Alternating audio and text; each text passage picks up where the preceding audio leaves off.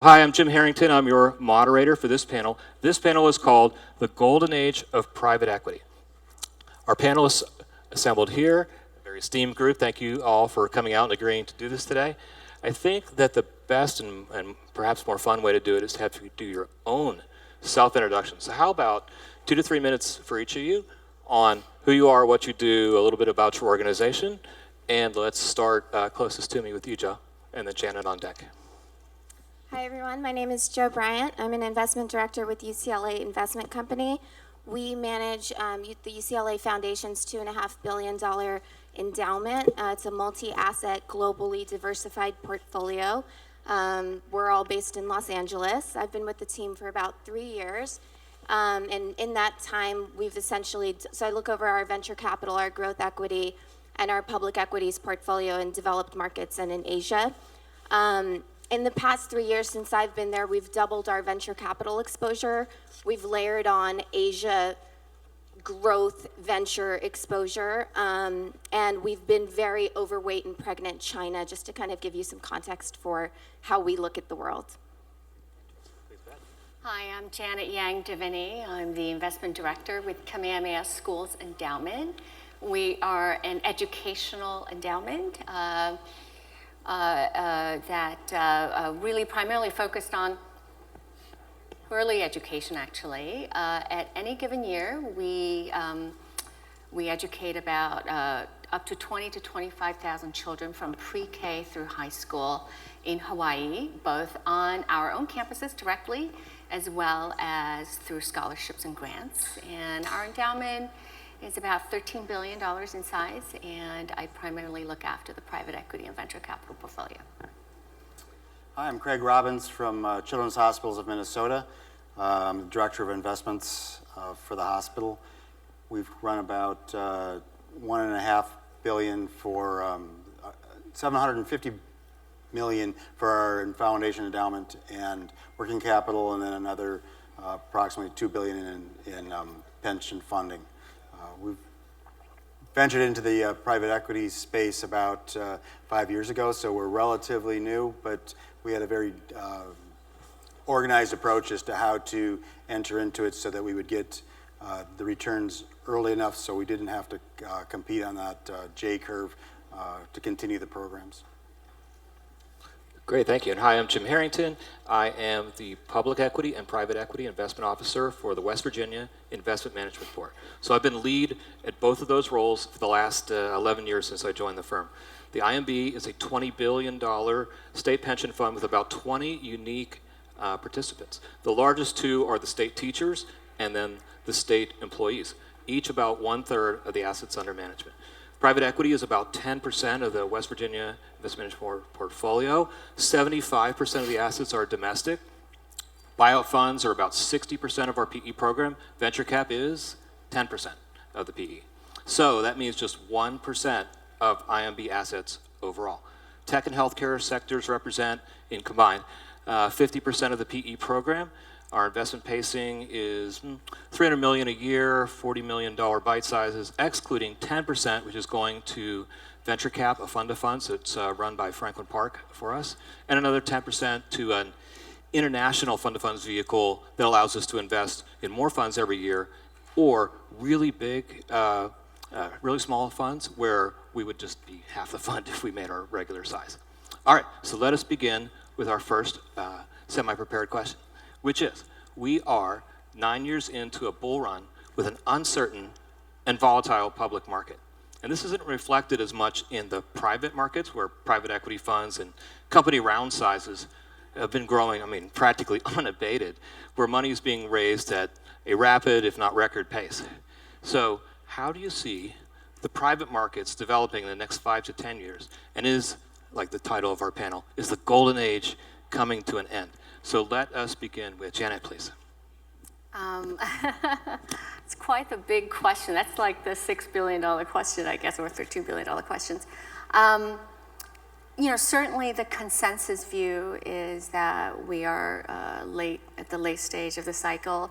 From one perspective, if you look at the absolute dollar amount and the metric and the absolute valuation, and looking at it through the lens of comparing to its historical peaks and troughs, we're certainly at near or historical high. But if I may be, so bold as to maybe introduce a new paradigm or sort of a new perspective of looking at it and asking the questions, while from a historical perspective in absolute numbers, that may be the consensus view, I oftentimes ask what could go wrong or how will the actual outcome, reality, sort of differ from the consensus view. One way that I've yet to see folks quantify is over the past decade, we've had unprecedented amount of supply of capital.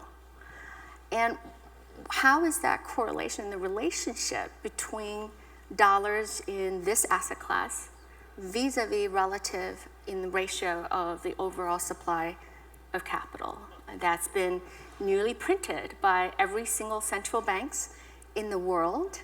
And that is only known in the fiat currency that we know and use today. As I'm sure many of you know, yesterday, Facebook announced a new digital currency, stablecoin, Libra. While we don't know whether that will take off to be successful or not, but what's to stop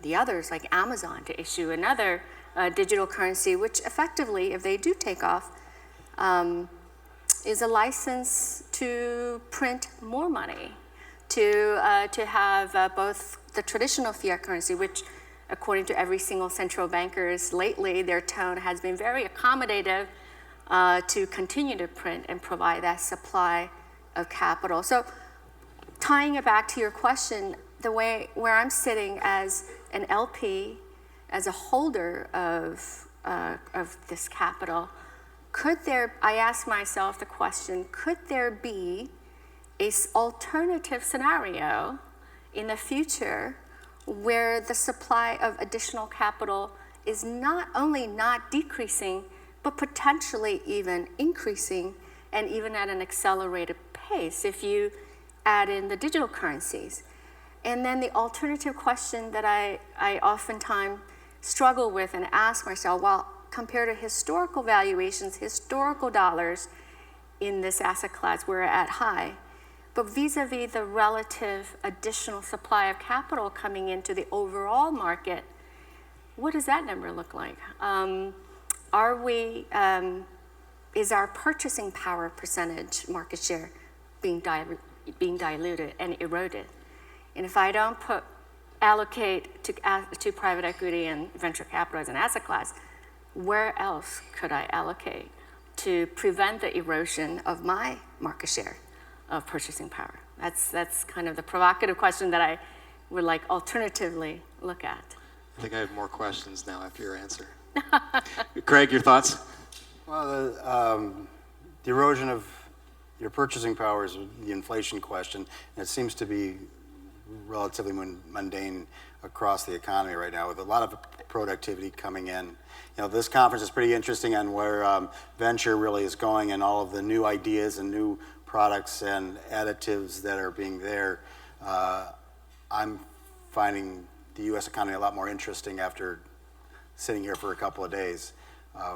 We're a little bit concerned about over general markets, the public markets, but the privates still seem to be gathering a lot more equity or resources on the sidelines, waiting to find those better ideas and those better innovative companies coming out. And there seems to be a lot of capital a week ago, let alone what Facebook may be bringing to the market, that offers plenty of time. So the term of golden age was yesterday. I'm not quite understanding exactly what was before the golden age, because in the last 9 years it's been pretty successful. And if the market slows down, is it going to be a crash, or is it just going to be a reset?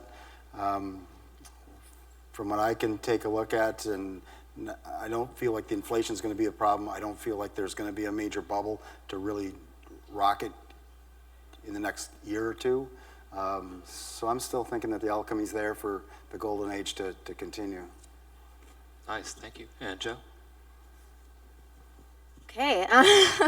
I guess just to layer on top of what's been said, I mean, you know, companies are staying private for longer. We know this. We know that the number of public companies listed on the stock exchange has halved since 1997. So if there were 6,000 or 7,000 companies listed, then there's about 3,500 listed now. So what does that mean? All of the companies are staying private, and most of these companies are technology companies. And with quantitative easing, with SOX, you know, it just doesn't make a lot of sense a lot of times to enter the public market. So what does that mean? That means there's hyper competition for these assets. And let's bear in mind, I mean, you know, when we talk, sometimes we hear a lot about how the world is awash in dry powder, and you know, sometimes you lose perspective on what we're all here for and what is exciting so many of the minds that we're listening to in this room, which is innovation and technology. And you know, all of the dry powder out there is, let's say, $1.3 trillion, right? That's 2 technology companies listed on the public stock exchange that weren't even in existence 20 years ago. So that is the power of technology and innovation. And across all asset classes, you know, it's harder to have this siloed, compartmentalized approach. Even if as asset allocators, we have that. But we see technology permeating every asset class, whether it's our real estate managers, whether it's our private equity managers, and where it's most interesting is sort of that confluence of private equity and venture capital butting heads, as I'm sure many of you see in the Valley, and that emergence of almost venture growth, which is a result of this private for so much longer. Nice, thank you. Okay, so I thought about the question a little differently than you guys did, but I'll share my perspective nonetheless. I was going to say that I feel better about our private equity investments than some of the valuations on our public equity, certainly in the next downturn. And that's because I would hope that our private equity investments are valued on some reasonable, verifiable, occasionally audited set of practices with some degree of correlation to the underlying company's fundamental attributes. And then I looked at our audience and said, okay, obviously excluding some of you VC types, and you know who you are, right? So, okay, but seriously, with a dose of conservatism in our valuing of the firms, I think the lag in quarterly reporting, a little bit of delay, I think I feel better about private versus public equity assets. Many of our holdings, too, are in mid-small buyouts, value shops, or at least growth at some reasonable price. So I feel good there. All right, how do we prepare for a downturn? And I think I'm going to work towards that which was a fortunate circumstance for the IMB in 2008. So they had decided to start their alternatives program just ahead of the Great Recession. They had moved out of mostly common equity, but a little bit of fixed income, and it was all sitting at Bridgewater all-weather when the storm hit. So while other peers were liquidating, curtailing new fund investments, we were committing. We found our way into some of the best, most sought-after funds that previously we couldn't touch. So in preparation for the next downturn, I went to our board and had the investment policy statement rewritten such that if there were some sort of denominator effect, not only would I not have to stop making new commitments, I could actually accelerate my previous pace and be ready to swoop in and get back into top firms that I couldn't otherwise touch. So is the golden age at an end? This is where I think I did agree the most with you guys on, you know, we've seen cycles before, it's just higher and lower, we don't know when and where, so I think it's business as usual. Okay, so that moves us on to the next question, but a little bit of a heads up before the next question, which is, I'm gonna let the audience ask questions kind of midway or throughout the program. So, who's ever going around with a handheld mic? Stand by, and if you're in the audience, you want to ask a question about 5 to 10 minutes from now, put your hand up now and call for the handheld mic, and that way when it's time for Q&A, we're right there, we're ready to go. Next question, starting with Craig. Private equity industry will definitely continue to play a role in institutional markets, but will there be a shift in how you allocate to private markets moving forward? Well, I see the private equity market really as institutional. I think most of the funds that I look at are most likely too large for them not to be. But as we move forward in things, your point earlier, manager selection is really going to be the key. If you're in the top 25, you're doing extremely well. If you're doing the middle size or don't have access to the better funds, you may or may not want to be in the private equity or in the venture space. So I see it staying real institutional just because of the amount of capital that's out there that's looking for this into this space.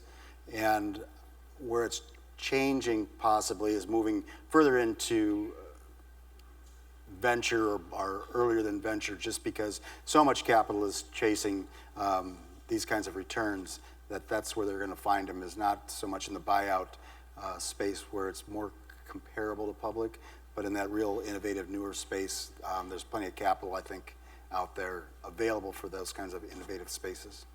And you can see it in healthcare, you see it in tech, life sciences, where I spend most of my time.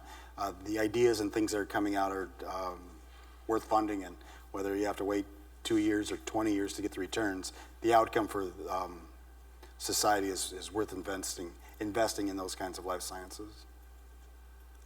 Great, thank you. Joe, are you ready? Yeah, so I guess I would want to make two comments.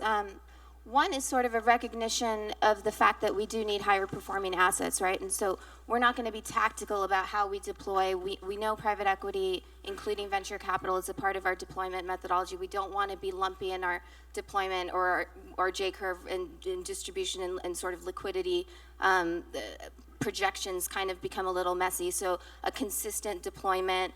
None of us can predict the future. We can't predict if 5 years from now this vintage is going to be better than that. So that's not really what we're looking for. And in terms of, valuations are stretched. It is always uncomfortable to kind of get into funds and now with this vintage. But it's just sort of mindful that, we're cautious on leverage, and we'd rather have leverage in our private manager at the manager level rather than layer on leverage at our sort of public equity level. Much more comfortable kind of owning the cap structure and having a manager do that. So that's sort of just prefacing the relevance of private equity, the importance of consistency regardless of market cycle, and as asset allocators, the need to kind of avoid falling into the trap of short-term market volatility, because at the end of the day, we are long-term stewards of capital. I think all of us sitting up here are nonprofit organizations,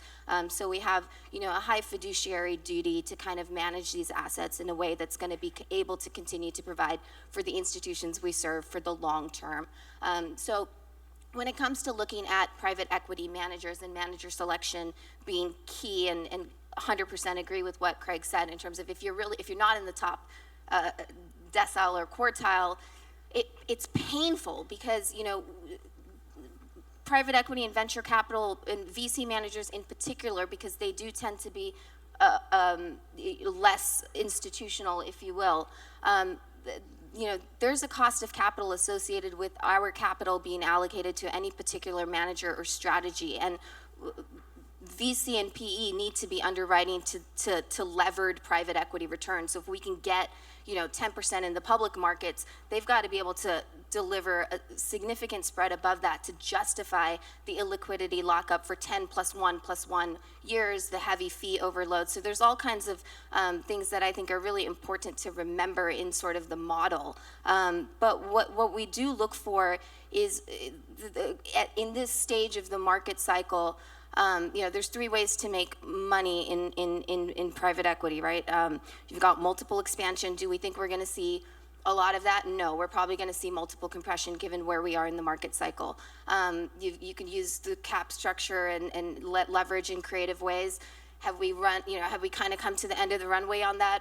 I don't know, the jury's out. Maybe the cryptos will help us all out, but we're not sure how much we're going to get from there. So that leaves us the third way to make money in private equity, which is operational expertise. And that's kind of, whether it's VC or private equity, it's all about the team. And is this GP that we are picking to partner with for the next 10 or 15 or 20 or 30 years, because we usually back 2 to 3 funds, are they the best equipped to double the cash flows at the company level of every company they're involved with? Or if it's VC, is their portfolio construction such that they're geared towards that? And so those are some guiding principles that we think are kind of helpful in selecting managers at this precarious time in the market. Pretty interesting. Okay, Janet? I think a lot of my colleagues have already talked a lot of the points, but I will, in terms of summarizing, how we look at the role of private equity and venture capital in our portfolio.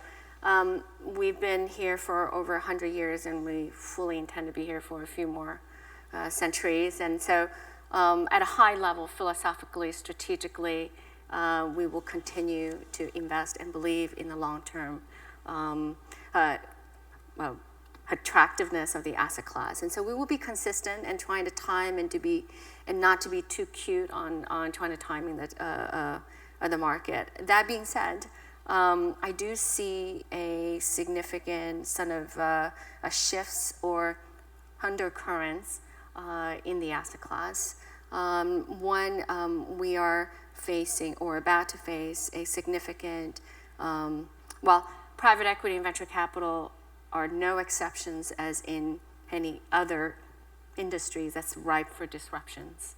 So in that sense, how do we play? How do we invest in that? We take a barbell approach.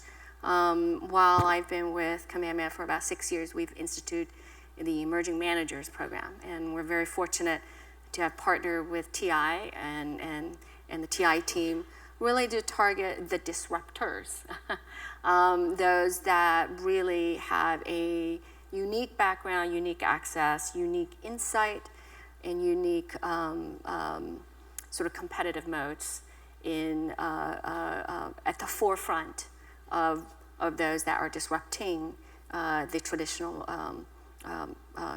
industry players. And then on the other side of the barbell, we move up in the quality power curve, if you will, where we increase. We are raising the bar on the excellence. We're just being good is no longer good enough, and one could argue that even great may not be good enough. We're moving up to being sort of amazing and truly extraordinary GPs in the traditional sense. So we have a barbell approach to new and emerging managers that could be the next disruptors of the private equity industry, as well as moving up the quality power law curve. It's a lot to think about. My thoughts on that question. So already year to date, 2019 has surpassed 2018, 2017. It's just getting bigger and faster. So offsetting that, though, among the prospective managers we're looking at is a real dichotomy. We'll call them the golden and the not so golden. So our top firms have not only posted great returns in their current and recent funds, but they've also migrated up to larger fund sizes, possibly different deals. They're coming to market faster and increasing in size, and so congratulations to them for doing such great work that people are beating down their door. They're one and done in like 6 weeks on some of these that we're coming across. But a number of firms that we, even some that we do business with, haven't enjoyed the same level of success in recent years. Team turnover, borderline, and that's going to be a tough call to make one day. So we're going to continue to re-underwrite every single fund, every single time, given the conditions of the market and the firm at that time.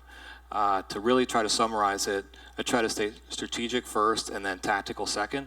But we do look for new and rising firms to who's come to market, who's spun out, where's the puck going to? That's where we're headed.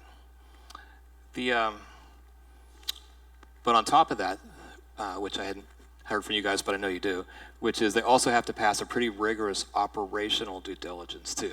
If they can't run their own firm, how are they going to go to other firms and tell them what to do and how to make that happen? And of course, the legal seems to be getting more and more. I just did a AIFMD that I think was longer than the subscription agreement, and the MFNs are into the hundreds of pages. So obviously we need to be investing in like law firms apparently instead of some of the other choices we might have. Okay, so before we start this question, I asked if the audience would be ready for a question for us. And so if there is someone out there, could you either raise your hand, I see you there in the center, handheld mics coming your way, name, affiliation, and your question, sir. Okay, Tony O'Toole from Truth Initiative. And the question I have, you talked about the markets in the U.S., but you didn't say anything about emerging markets and whether to go there and whether or not you're switching some of your assets there, because in addition to operational, there's still defragmented markets, and whether you look at Brazil, you look at China, where you can still do a consolidation and still make money. All right, good question. Which of our panelists would you like to answer that, or any of our panelists that want to go first? I agree with that. It's one of the reasons I think the market will continue to expand is it's easier than historically to get into some of those markets and feel comfortable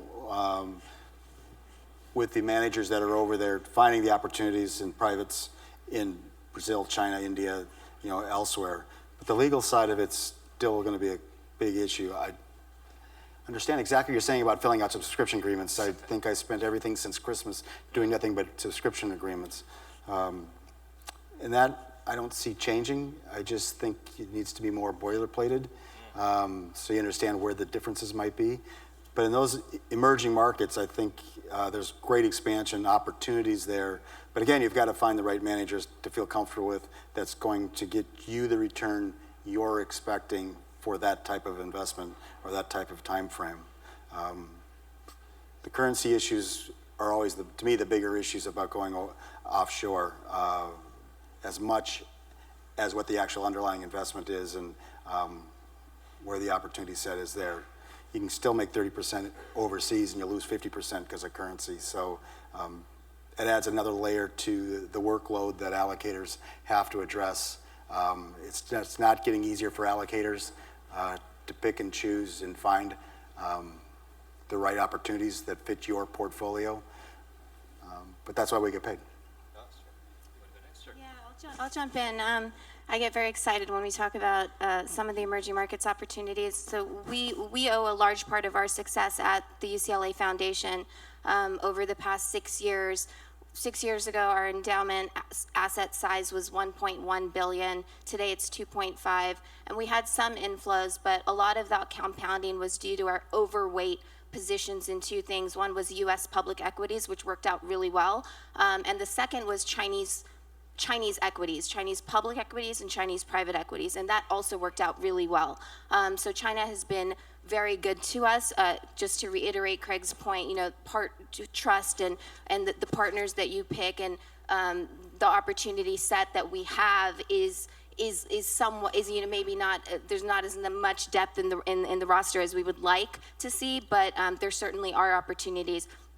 India, Southeast Asia, we've probably doubled our exposure to India over the past 3 years since I've joined the team. I actually did a direct deal that was a new thing for our endowment in India, so definitely see a ton of opportunity in that ecosystem, and also layered on Southeast Asian venture growth for the first time on the portfolio, which is super exciting for a reason that some of the prior panels talked about as well.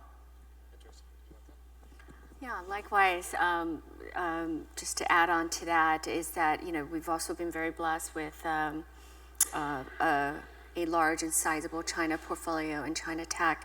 That being said, I think to Craig's point, anytime you leave the U.S. shore, you have to take into consideration the geopolitical risk and legal risk and policy risk, as well as currency. And so we always have to constantly balance, is it worth taking that risk, in addition to the illiquidity risk if you want to do private equity, and the the thing is, the U.S. is just so good that the bar is so high for any other offshore markets to Well, I wonder to about beat. that. Yeah. I wonder about the geopolitical risk we look at overseas and look in the mirror. I think the geopolitical risk here in the United States is, Yes, there is you as go. dynamic Yes, as, just as exactly. any place. So Yeah, exactly. So, but at least you're writing up and down in the same currency as your base currency. yeah, so that takes That takes out the variability. That variability. That being said, we've recently,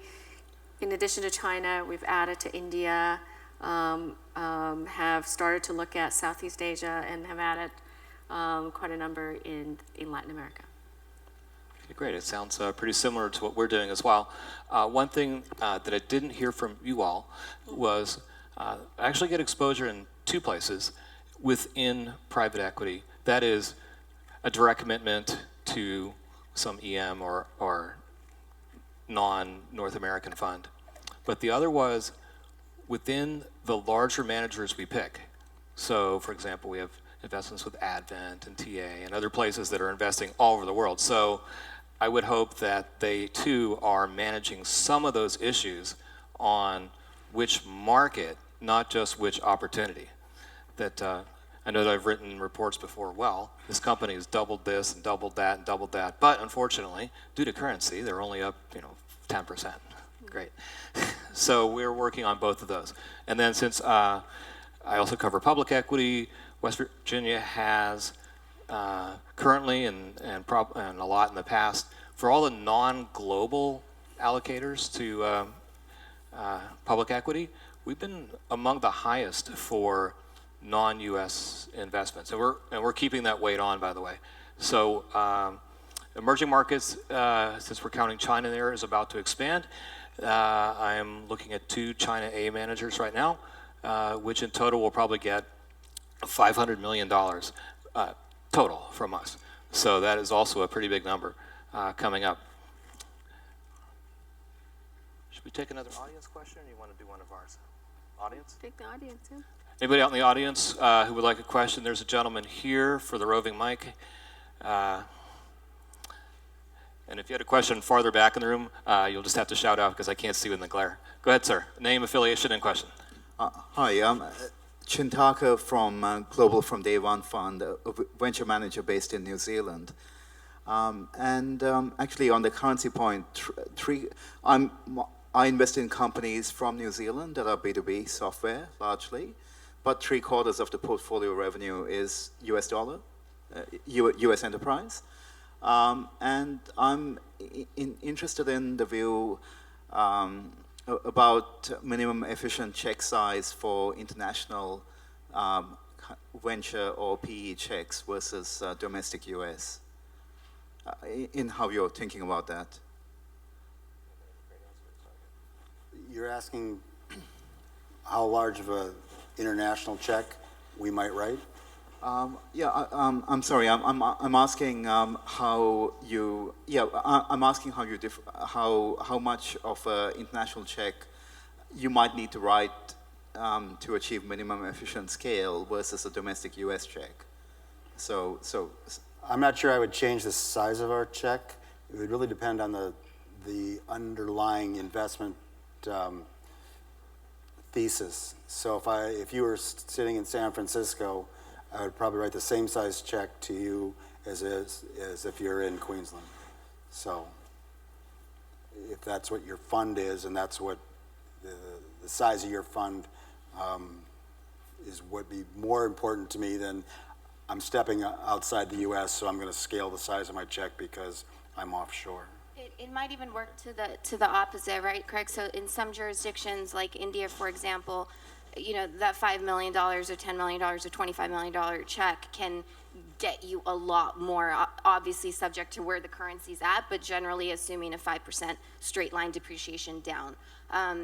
You're going to get a lot more bang for your buck. So that I'm not saying that we would write a smaller check. I don't think we look at it on a perspective of is this international or not, aside from sort of the general risk parameters when making the investment. But otherwise, it's generally, for us at least, looked at as, can I see this relationship becoming sizable partnership and exposure for my overall portfolio. So can I see this relationship with the manager, whatever that initial check size starts at, can it grow into something that looks like 1 or 2% of my overall portfolio? And that's sort of the orientation that we like to take versus, you know, it's a different market, and so we'll size it differently, generally speaking.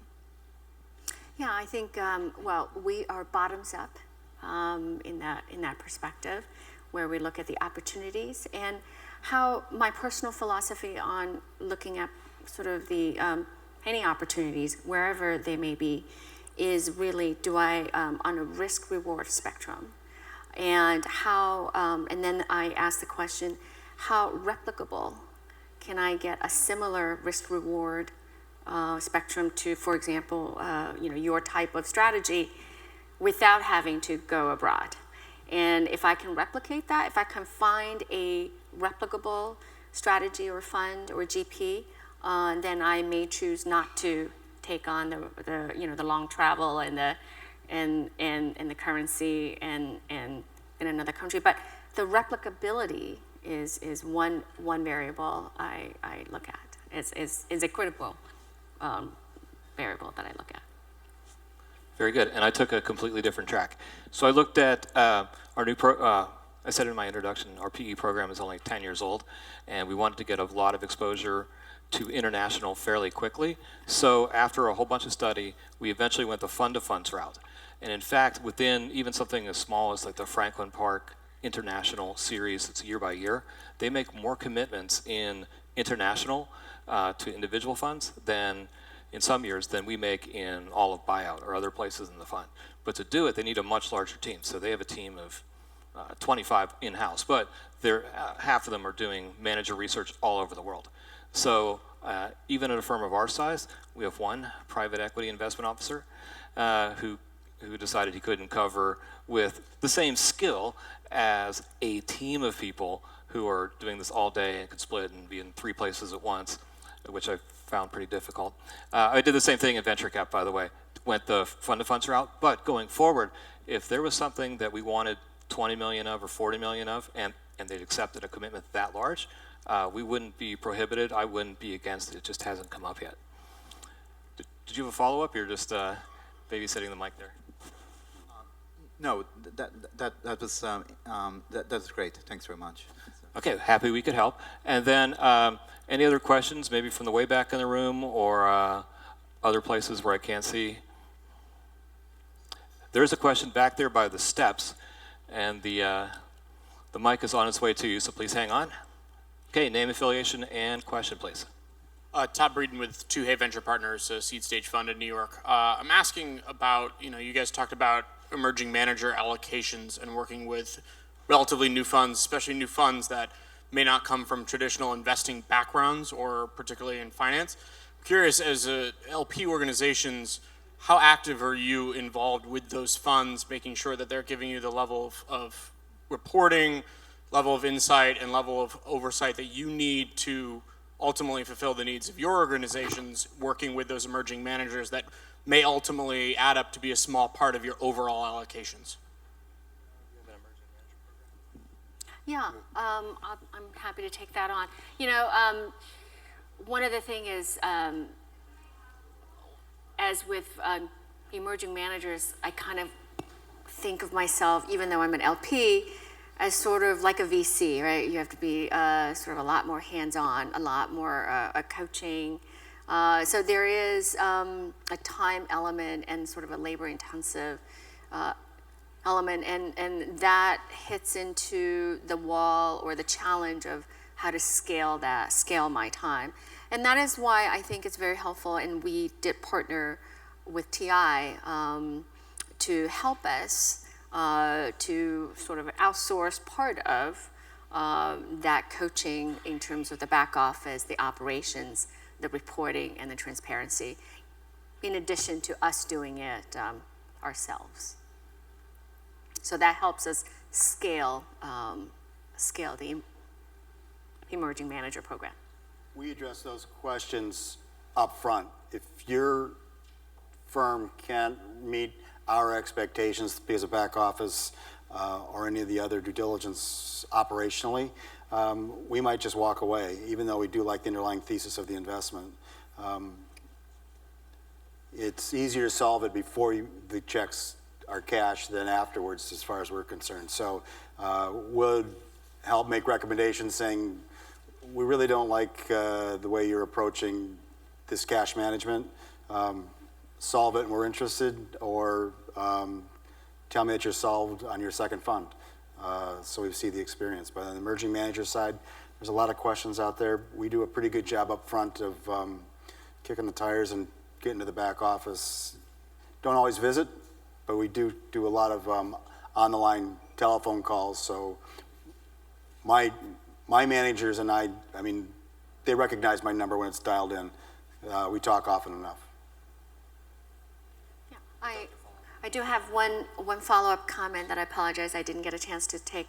We do have a recommended list of sort of best practices that we recognize, and we want to be long-term partners with emerging managers, that not on day one they're going to be up and running and be at the back office at the operational efficiency and transparency and reporting that for example, a Bridgewater could do. And certainly, and we're in the process of investing in technology and finding ways where we could perhaps do a KPI that our emerging managers can plug in to reporting to us. So there are ways that we're trying to work with the emerging managers, and with the understanding and the empathy that not from day one that you're going to get to the very strong back office and reporting and that a established manager has from day one.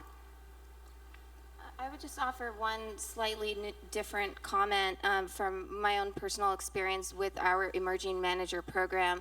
Got kind of, and we're running on time, so I'm going to try to say this really fast. But in a nutshell, the partnership at the GP level should be like as solid as a marriage, and I think that GPs should be mindful of that going into that partnership, because once LPs commit their capital to you, it's stuck in this partnership vehicle that's very hard to get out of, next to impossible. So was involved.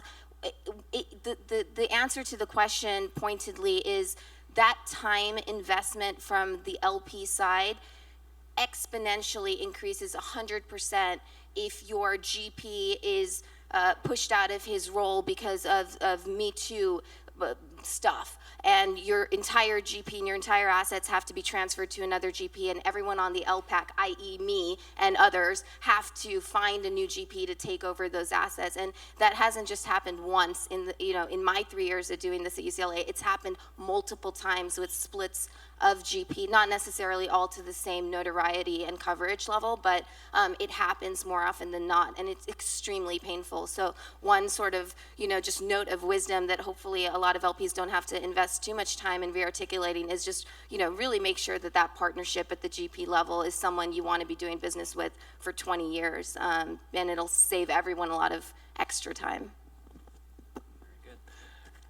I think you guys covered it, so apparently it's the same issue across the board, that the emerging managers are more likely to not get approved, in our case, from the operational due diligence team won't greenlight it, and then legal won't greenlight it. Or they can't, we've sent lists or suggestions to emerging managers on, okay, do this, change that, do this, and promise us in year one you will do more things that you can't get done by the time you're done fundraising. Promise us all these things, and we'll get you a yes. So we have a couple first-time funds, and they're mixed. The team has done well, or has run into different issues that weren't expected at the inception. So that part's a mixed bag. The other would be that our bite size is kind of high, or even my minimum bite size is kind of high. So not everyone wants to turn over a third of the fund to one consultant group to be telling you what to do in a good way for the remainder of your fund life. All right, so I'm really glad that the audience asked so many questions because it's your conference and we're here to answer your questions, except that we are down to less than 1 minute. So with that, I'd like to thank the team. It was great working with you guys and put together this panel. So I'm looking forward to seeing you all on another panel with me sometime soon, we hope. Thank you.